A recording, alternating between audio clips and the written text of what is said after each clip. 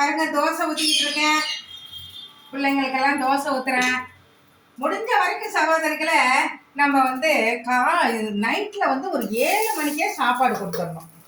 7 மணிக்கு கொடுத்துட்டாக்க 7:30க்கெல்லாம் அவங்க சாப்பிட்டு முடிச்சு ஃப்ரீயாக ஆகிடுவாங்க.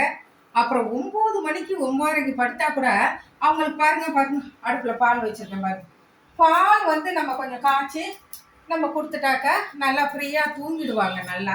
அதனால சகோதரிகளை முடிஞ்ச வரைக்கும் என்ன செய்யறீங்கன்னா வந்து நைட்டு வந்து ஒரு 7 மணிக்கெல்லாம் தோசையோ இட்லியோ பிள்ளைங்களுக்கு நம்ம என்ன ஆகாரம் கொடுக்குறோமோ அதை கொடுத்து பிள்ளைங்களுக்கு நல்லா திருப்தியாக சாப்பிட வச்சிடணும்.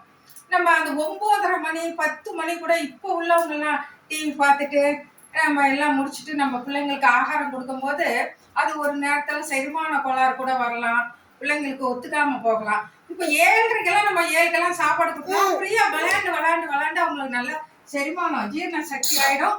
அதுக்கப்புறம் பசிச்சுது பிள்ளைங்க தூக்கம் வரலனாக்கா பால் நம்ம கொடுக்கலாம். பால் ஆற்றி கொடுத்து தூங்க வைக்கலாம். சகோதரிகளே இந்த வீடியோ பிடிச்சிருந்தா ஒரு லைக் பண்ணுங்க.